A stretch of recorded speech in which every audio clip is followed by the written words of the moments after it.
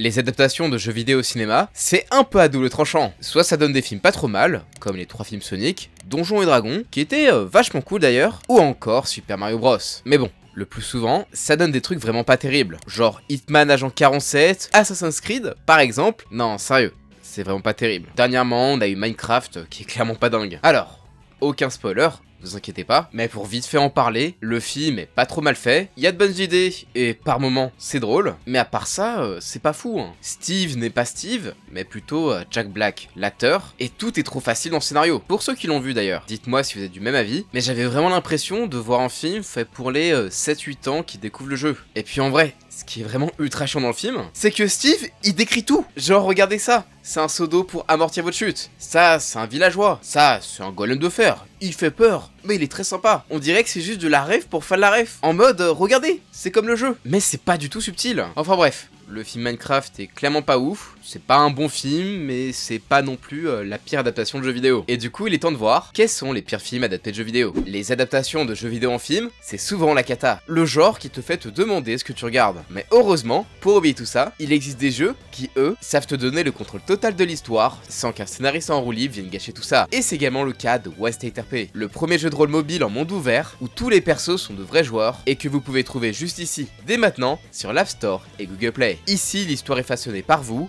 vos potes et les autres joueurs, dans un monde libre où tout est déterminé par de vraies personnes. Pas des PNJ du coup. Tu peux donc choisir d'être un flic plus ou moins sérieux, prêt pour des interventions musclées et des courses-poursuites haletantes. Ou bien, choisir le camp du crime, monter ton propre gang, comploter façon parrain de la mafia et déclencher des guerres de territoire. Dans Weststate RP, c'est toi qui décides. Médecin, soldat, acteur de théâtre ou même un bûcheron, tout est possible dans Weststate RP. Et la liberté va encore plus loin, puisque tu peux customiser tes bagnoles comme tu veux et te balader dans cette ville inspiré de Los Angeles, ou te lancer dans des courses à la Fast and Furious. Sans parler de tous les véhicules différents que tu peux conduire selon la vie que tu as choisie. Alors si vous voulez me rejoindre dans cette aventure au cœur d'un monde vaste, immersif et interactif, téléchargez Weststate RP dès maintenant ou en scannant le QR code juste ici. N'oubliez pas d'entrer mon code promo après votre inscription, déjà pour soutenir la chaîne, et recevoir 10 000 $ dès le début. Je précise, mais c'est la monnaie du jeu. Et ça, que ce soit sur leur site weststate.com ou directement dans leur jeu. De quoi bien commencer, en plus d'y trouver encore plus de bonnes affaires. Merci à Weststate RP pour leur soutien, et nous, on retourne aux pires tentatives d'Hollywood qui tentent d'adapter nos jeux favoris.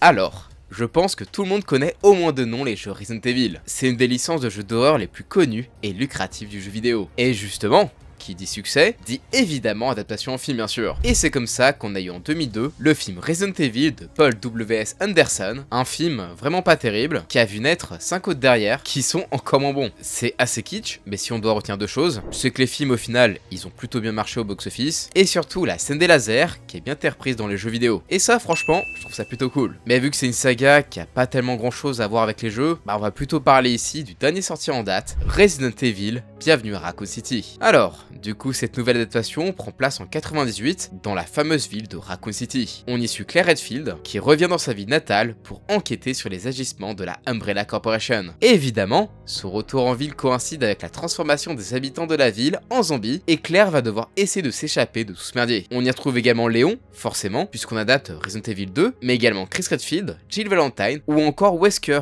qui vont aller dans le manoir Spencer. Bon, techniquement, ce qui se passe au commissariat et au manoir, ça se passe pas du tout au même moment. Et perso, je pense qu'honnêtement qu'ils auraient pu faire facilement un film avec le manoir et un autre qui adapte le 2e épisode. Enfin bref, au moins on a les lieux iconiques des jeux et également les personnages. En vrai, c'est cool, non? Alors ouais, sauf qu'en fait, tout le reste est juste mauvais. Alors, Resident Evil Bienvenue à Raccoon City paraît assez fidèle aux météo sources, et ça, c'est qu'en surface. Hein. Bon déjà, on commence direct avec un truc qui m'énerve. Léon, le code des jeux Resident Evil, bah là c'est une merde. Alors ok, je veux bien que ça soit pas le Léon du 4e épisode, mais franchement, c'est terrible de voir qu'ils ont transformé un mec qui veut faire le bien, genre il est assez héroïque et tout, hein, et là il est devenu un tir au flanc qui en plus est une grosse victime. Franchement, on est très loin du Léon des jeux. Et puis même, t'as des trucs qui ont l'air assez random en fait. Genre Lisa Trevor, pote avec Claire. Non mais what the fuck hein. J'ai juste l'impression que le film fait juste du fanservice sans aucun sens. On a par exemple la recréation de la fameuse scène d'intro de Resident Evil, où on voit le premier zombie. Mais dans ce cas-là, ça marche pas. Dans le jeu, c'était choquant, parce que justement, c'est le premier monstre qu'on voit. Alors que dans le film, bah, on a déjà vu des zombies avant.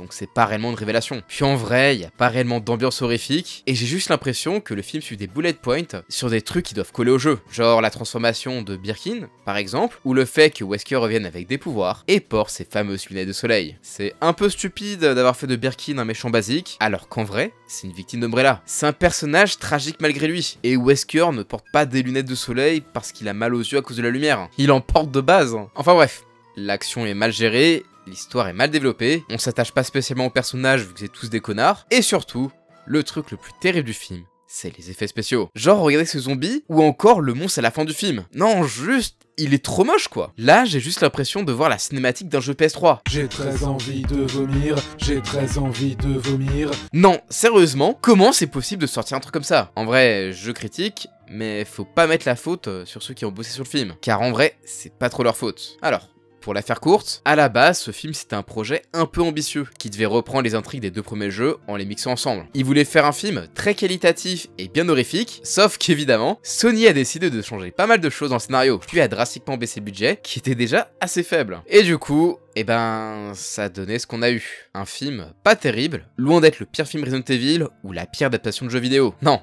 loin de là. Mais c'est un film pas ouf qui aurait pu être vraiment mieux. Et en vrai, j'ai un peu le somme qu'ils aient gâché une cartouche pour faire un film sur l'intrigue du premier et du second jeu. À mon avis, on verra plus aucune adaptation fidèle à cause de ça. Si je vous dis film Mario, vous pensez évidemment au film d'animation qu'on a eu en 2023. Putain, 2 ans quand même. Franchement, il était super cool. Et perso, j'avais passé un bon moment. Mais la licence au plombier moustachu est aussi, et surtout, tristement connu pour un autre film, le Super Mario Bros, sorti en 1993. Le film nous plonge dans la vie des deux frères plombiers, Mario et Luigi, qui, un beau jour, vont être transportés dans une autre dimension, ou sous la Terre.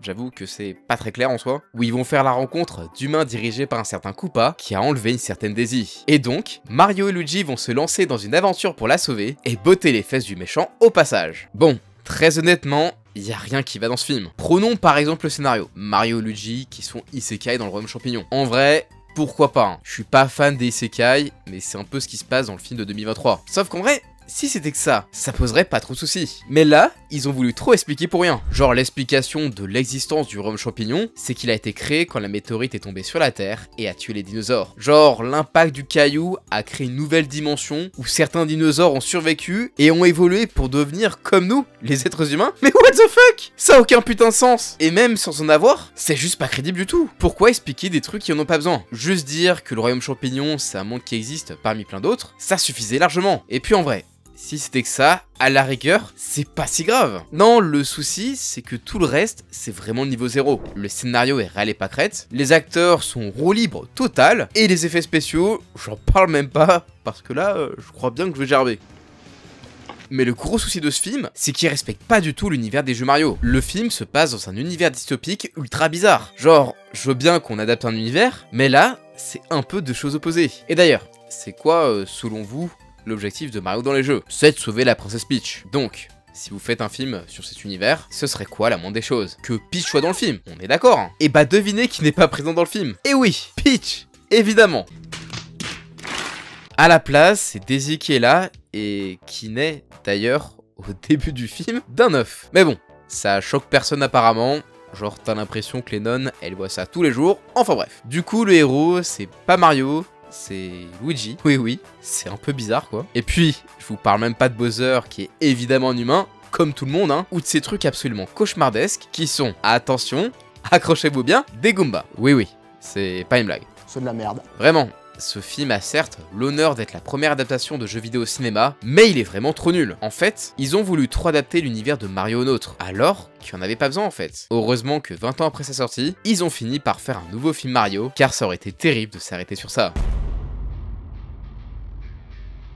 Ah, Doom. Je pense qu'on aime tous le Doom Slayer et les jeux vidéo. Et même si vous connaissez pas forcément le côté lore du jeu, c'est une saga qui a une imagerie incroyable, avec le Doom Guy qui déglingue des démons, et avec la musique, ça rend le tout ultra fun et énergique. Et aujourd'hui, on replonge dans cet univers juste terrifiant. Ah non, pardon, on me dit dans l'oreillette qu'on va plutôt parler du film Doom de 2005, avec The Rock. Ouais. Désolé. Le film nous plonge au cœur d'une station scientifique sur Mars, où une équipe de l'armée américaine est envoyée pour enquêter sur le pourquoi du comment toute la station ne répond plus. Alors, je vais pas critiquer le fait que le film penche plus dans l'horreur que dans le film d'action, déjà parce qu'il y a des contraintes de budget, et en vrai c'est pas déconnant, vu que le troisième opus sorti un an avant est un jeu reprenant les codes de l'horreur. Mais le souci, c'est que le film n'a de Doom que le nom. Alors ok, ça se passe sur Mars, et il y a des monstres. Sauf que déjà, c'est pas des démons, c'est plus des expériences scientifiques ratées. Bon, en gros, c'est des zombies, et des fois, t'en as des plus gros. Waouh! Quelle variété! Après en soi, c'est pas si grave pour le côté scénario, au vu des contraintes de budget. Et puis bon, dans Doom à l'époque, les gens retenaient pas forcément le lore de la licence. Et en 2005, on mettait pas autant le Doom Slayer en avant. Donc autant vous dire que niveau scénario, ils sont du brodé. Mais alors, du coup, qu'est-ce qui va pas avec ce film? Est-ce que c'est les acteurs qui jouent mal? Est-ce que c'est le fait que Dwayne Johnson a des cheveux? Eh ben non, pas du tout. On va pas passer 10 ans dessus, mais c'est le classique. Personnage pas bien développé, donc on s'y attache pas. Le film est chiant.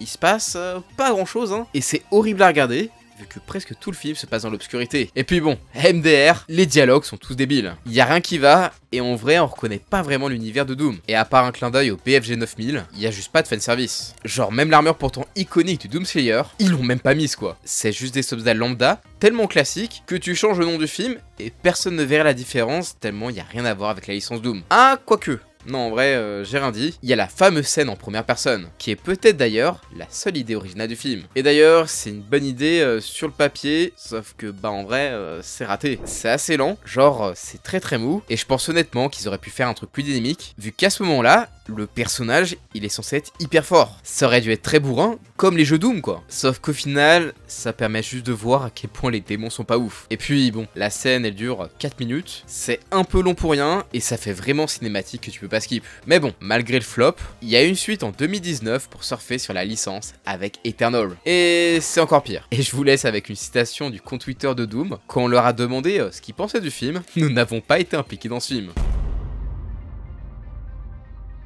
Après s'être attaqué à la licence Resident Evil et l'avoir bien ruiné, au passage, Paul W.S. Anderson s'est attaqué à une nouvelle franchise du jeu vidéo, Monster Hunter. Et si vous ne savez pas qu'il y a eu un film Monster Hunter, c'est normal, il est sorti dans le Covid, et vous allez le voir, il est clairement oubliable. Tiens, d'ailleurs, pour l'anecdote, on m'avait proposé de parler du film pour en faire la promotion. Genre, vous savez, je fais souvent des vidéos sur Monster Hunter, genre elles sont présentes là par exemple. Donc du coup, ils se sont dit, bah Alcor, il peut en faire la promo. C'était payé 2000 € je crois, donc du coup je me suis dit, why not? Ils m'ont envoyé une copie du film, j'ai vu ce truc, et c'était tellement une dope que je me suis dit, non, c'est pas possible, je peux pas faire la promotion de ce truc. Alors, du coup, dans ce film, on y suit Artemis, jouée par la femme du réalisateur, pour changer, hein. Elle est militaire dans une unité de l'armée américaine et est envoyée en Afghanistan pour retrouver une autre équipe américaine disparue. Sauf que, pas de bol, arrivée sur place, une énorme tempête les frappe et les envoie dans l'univers de Monster Hunter. Ouais, par magie, comme ça. Enfin bref. Ils vont se faire attaquer par un Diablos, iront dans un nid plein de Nercia, l'équipe se fait décimer, Artemis finit toute seule, mais fera la rencontre du chasseur. Cherchez pas, il a pas de nom. Ensemble, ils se préparent pour tuer le Diablos, et leur but est de rejoindre la tour qui cause des problèmes dimensionnels. Ils vont rencontrer plein de personnages pour le fanservice, vont gagner contre le Ratalos, et ensemble, ils iront vers la tour, et affronteront un Gormagala, et fin. Ouais, comme ça, c'est hyper brutal MDR. Faut croire qu'ils s'attendaient à faire une suite. Je sais pas. Et en vrai de vrai, il y a quelques trucs que le film fait à peu près bien. Genre, les monstres, par exemple, ils sont pas trop mal faits, hein. Même si bon, après, je suis un peu sceptique sur le Diablos, genre il a pas d'aile dans le film, alors que je le rappelle, mais c'est une wyvern, donc du coup là on dirait juste qu'il a des bras ultra chelous. Puis même, le Ratalos, il est gigantesque, hein. Ça fait pas vraiment sens, hein. Et quand tu joues à World et que tu fais la quête avec Artemis, franchement, ça paraît ridicule. Et seul truc un peu rigolo, c'est la scène de bouffe avec le chat. Genre, pour rappel, Monster Hunter a toujours fait des trucs assez fun avec la cuisine. Et d'ailleurs, en vrai, je pense que c'était assez difficile de le rater, vu que c'est presque la même chose, plan par plan. Non, sans déconner, regardez la scène, y a aucune différence. Mais à part ça, bah en vrai, on se fait un peu chier, hein. Le film est assez ennuyant à regarder, genre t'as l'impression qu'il se passe pas grand chose, et effectivement, il se passe pas grand chose. Il a beau ne faire que 1h45, le ressenti, il était clairement de 3 heures tellement c'était long. Puis même, il passe quand même la moitié du film à affronter un Diablos dans le désert, et honnêtement, en termes de décor, c'est pas hyper trépidant, vu que ça fait vachement vide, hein. Alors que dans les jeux, il y a plein de biomes différents et ultra sympathiques, comme la forêt ou encore le Val Putride. Et d'ailleurs, j'en ai pas encore parlé, mais l'un des points les plus chiants du film, c'est qu'Artemis n'arrive pas à communiquer avec les autres chasseurs. Alors, ok, c'est logique, puisque dans l'univers de Monster Hunter, il parle la langue Monster Hunter. Sauf que ça alourdit le récit, et c'est compliqué de faire un scénario d'isekai, vu que t'as aucun personnage qui t'explique les règles de comment fonctionne l'univers. Et à mon sens, le film Mario, qui est également un isekai, bah il le fait plutôt bien avec la princesse Peach. Mais là, vu que le chasseur n'arrive pas à communiquer, c'est un peu compliqué, et l'amiral, qui parle la langue d'Artemis, bah il arrive trop tard. Puis d'ailleurs en vrai, c'est pas hyper logique le souci de la langue, puisqu'on a un exemple dans le jeu vidéo avec Geralt de The Witcher qui n'a pas du tout ce problème en jeu. Et en plus, Monster Hunter c'est une licence qui prône le travail d'équipe, genre tu fais partie d'une guilde, t'as une équipe avec tes amis, tu traques les monstres ensemble et tout, et ça c'est difficile de le retranscrire quand les personnages principaux n'arrivent pas à communiquer. Et je parlais tout à l'heure qu'il y avait une rêve sympa avec le chat, mais en vrai, j'ai juste l'impression qu'ils font des références juste pour faire du fanservice. Comme l'utilisation de la fronde, les armes, la scène de la broche, ou encore le fait qu'on voit pas mal de personnages de Monster Hunter World. Mais ça marche pas. Et concernant les armes, ça fait juste... regardez, c'est comme dans le jeu vidéo. Bon, après, vous allez me dire, mais Alcor, comment est-ce que tu veux faire un film Monster Hunter alors que le jeu, c'est juste des boss fights? Alors, je suis pas forcément d'accord. Ok, dans les premiers jeux, l'histoire c'est un prétexte, et c'est juste une série de quêtes où on te dit, bah t'as un méchant truc qui s'approche du village, et faut que tu le chasses. Et ainsi de suite. Mais dès Monster Hunter 4U, Capcom a su nous faire des intrigues. Genre, dans le 4, par exemple, les monstres sont proies au virus de la furie. Et du coup, ça pose un gros bordel, et faut enquêter sur le Gormagala, le monstre qui répand ce virus. Et dans World et dans Wise, on a quand même une grosse histoire qui marche plutôt bien, qui met en avant l'écosystème et l'exploration du nouveau monde. En plus, au vu de tous les designs des films, ne me faites pas croire qu'ils se sont pas inspirés de World. Puis en vrai, il existe pas mal d'œuvres où Monster Hunter raconte des histoires, comme par exemple les mangas, qui sont plutôt chouettes, ou encore le film d'animation Legend of the Guild. Même si le film d'animation n'est pas parfait, au moins là, on voit des guerres de territoire et on comprend que les monstres font partie d'un écosystème. Alors que dans le film live, les monstres ils sont juste posés là, et faut les tuer parce que voilà, c'est un obstacle scénaristique. Et c'est tout. Il y a tellement pas d'écosystème logique qui nous foutent le Rathalos, qui est pourtant un monstre présent dans les volcans ou les forêts, en plein désert. C'est comme si moi j'affrontais un ours polaire en plein Paris. What the fuck? Ah bah ça valait bien le coup de mettre des éléments de World, si c'est pour pas respecter ce que le jeu met le plus en avant, l'écosystème. Genre vraiment, c'est le truc que tu vois en intro dans les cinématiques, et avant de rencontrer un monstre, t'as les cinématiques qui nous présentent le monstre et comment il fonctionne. Donc voilà. Si Monster Hunter ne marche pas, c'est parce qu'il n'a pas essayé d'être un film Monster Hunter avec l'esprit qui va avec. Là, on a juste un isekai inspiré d'une mission de Metal Gear Solid Peace Walker, rien de plus.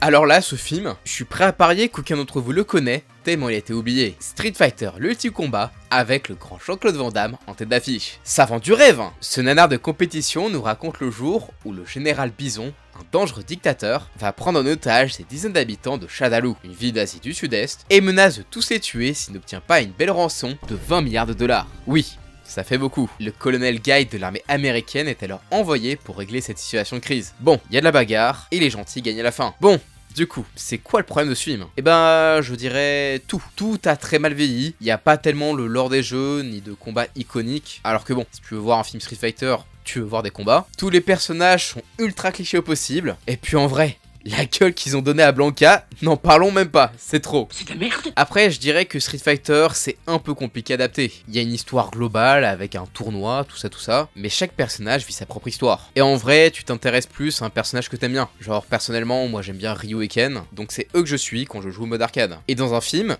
faut suivre des personnages, qu'on s'attache à eux, qui est des enjeux et des arcs scénaristiques. Et dans les jeux de combat, c'est compliqué de faire une histoire potable, puisque chaque personnage a une fin à lui, qui est canon ou pas. Perso, le mieux, si tu veux raconter une histoire dans un jeu de combat, c'est d'avoir un mode histoire en fait.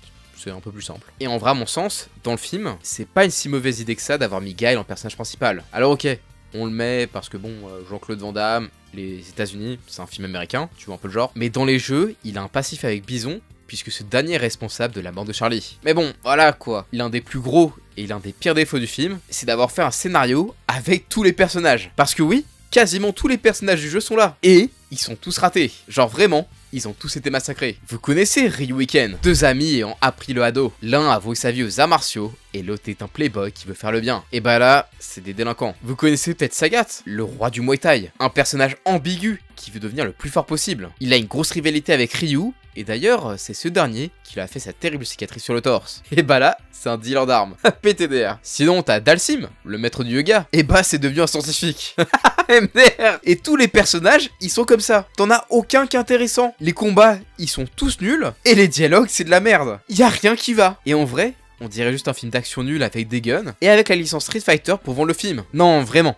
Street Fighter, c'est un nanar de compétition qui pourra rappeler des mauvais souvenirs à ceux qui l'avaient découvert à l'époque, ou donner de l'urticaire aux fans de la licence. Et en vrai, je le dis honnêtement, mais il était impossible de faire un film correct à cette époque. Il n'avait pas le budget et la technique pour faire les coups spéciaux. Et d'ailleurs, c'est pour ça qu'il n'y en a pas. Bon après, vous me direz peut-être que c'est impossible de faire de bonnes histoires avec Street Fighter, et je suis pas d'accord. Hein. Personnellement, j'aime bien les comics Udon, qui sont plutôt sympas, et le film d'animation Street Fighter 2 est vraiment hyper cool. Il y avait les personnages, l'ambiance, des combats ultra stylés, des enjeux, franchement, c'était ultra chouette. Si vous êtes fan, je vous conseille d'ailleurs de regarder ce film. Alors que là, le film live action, le seul truc à retenir de ce film, c'est ce même. The day Bison graced your village was the most important day of your life.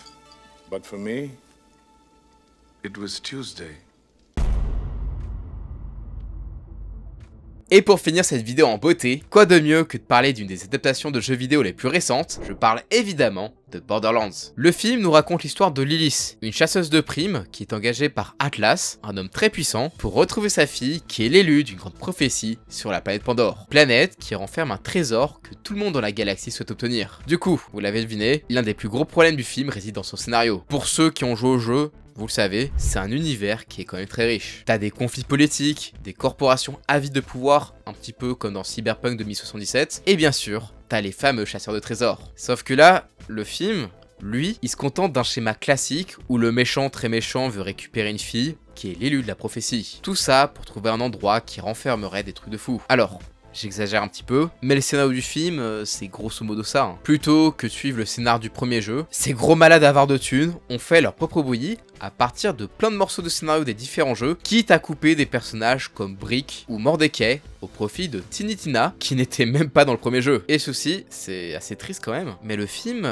il est pas drôle. Hein. Alors ok, il essaie, mais la plupart du temps, les blagues sont soit pas marrantes, soit gênante en fait. Alors que dans les jeux Borderlands, l'humour, les blagues et tout, c'est un peu le b.a.-ba de l'esprit de cet univers. Et puis surtout, pourquoi en faire un film 13 ans et plus? Normalement, l'humour des jeux Borderlands, c'est pas pour les gosses. Hein. C'est plus trash et joyeusement con, qui aurait mérité un traitement un petit peu comme le film Deadpool, plutôt que ce truc quoi. Ça manque clairement de gore et d'humour noir. Et le pire, c'est que la série Fallout, qui adapte vraiment très bien l'humour de la série originale, et bah elle est sortie la même année. Et oh là là, surprise, Fallout c'était un banger. Oh, mais c'est fou ça. Après, je dois avouer que Claptrap est quand même un peu cool. Je trouve qu'il est pas si mal adapté. Il apporte la touche d'humour à la Borderlands, qui devrait être omniprésent dans le film. Mais c'est le seul élément qui va, et c'est bien triste. Parce que pour le reste, on n'y croit pas. Genre par exemple, le design des personnages, ok, ils sont assez accurate. C'est cool, même si bon, rip les fans de Lilith et Tanis de les voir aussi vieilles. Hein. Genre, elles ont toutes les deux pris 30 piges dans la gueule gratos, juste pour amener des actrices connues, en espérant amener du public. Putain,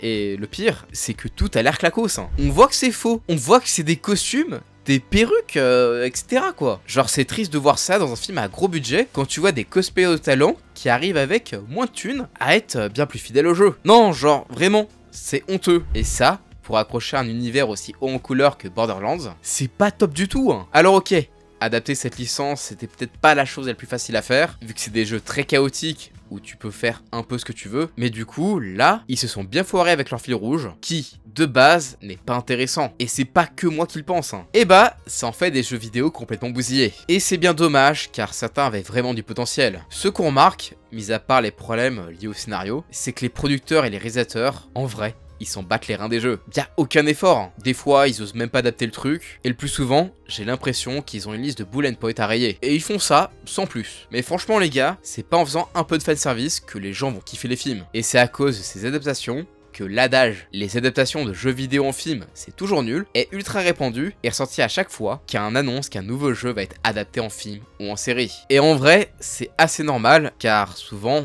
bah, ça vend pas du rêve. Typiquement, Minecraft, les bandes annonces vendaient mal le film, et tout le monde pensait que ça allait être nul. Et spoiler, ils ont eu raison de penser ça, car le film est vraiment pas terrible. Heureusement, tout n'est pas noir, car dans l'eau, on a eu depuis quelques années des adaptations vraiment qualitatives, genre The Last of Us et Fallout, c'était excellent, ou en film, il y a Détective Pikachu, qui était plutôt sympa, et dont on ne parle pas trop souvent. Mais sinon, pour vous, c'est lequel le pire film dont on a parlé dans cette vidéo? N'hésitez pas à me le dire dans les commentaires. Perso, franchement, Mario, c'était vraiment pourri, et Street Fighter et Monster Hunter, c'était limite insultant. Bref, si la vidéo vous a plu, Je compte sur vous pour exploser les likes, partager la vidéo et vous abonner à la chaîne en activant la cloche si c'est pas déjà fait. Et sur ce, moi je vous dis à la prochaine, ciao!